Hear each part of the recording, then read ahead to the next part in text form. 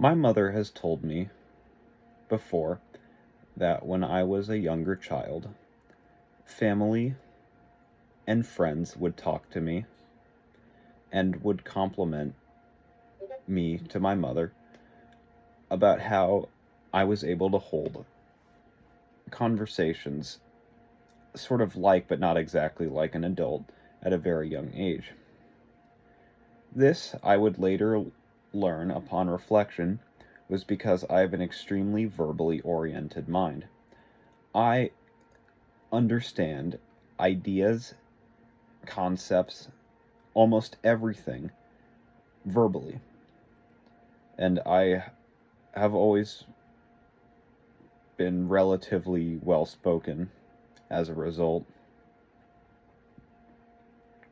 This does lead to people thinking I'm smarter than I actually am. And it's all for a very specific cost.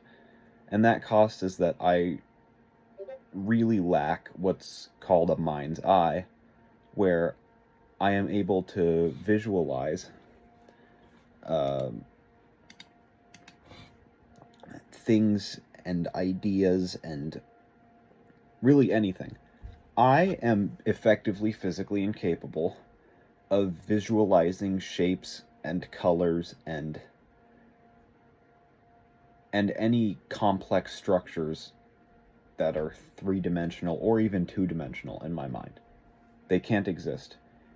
If I were to, for example, try to imagine this mug in my mind, I might be able to only imagine the texture that you can see right here of the mug, maybe its overall shape, or and that's maybe it. But it's fleeting. It can only exist for a split second, and intense visuals that are vivid are impossible for me. This has an effect on the way that I can learn about different things, especially things that exist in a three-dimensional space. An example of this is the engine of a truck. One time I was helping my father work on his diesel 1996 Dodge 12-valve diesel engine, and I was attempting to learn more about how the engine functioned. And while I could understand the science and sort of like the explanation to why it might work, I was completely unable to visualize how the engine actually fit together. And this is despite a genuine attempt at understanding.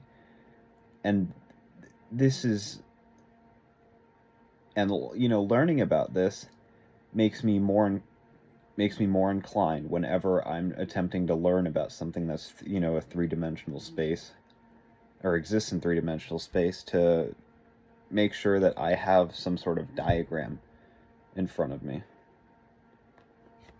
The last thing I'd like to say about my mind is that I do suffer from a good deal of anxiety. And so, as a result, when Sarah Rose, was talking about how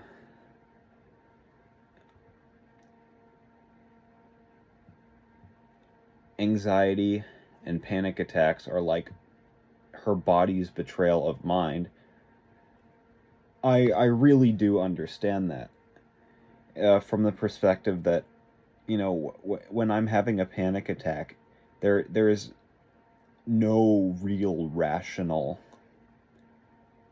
uh,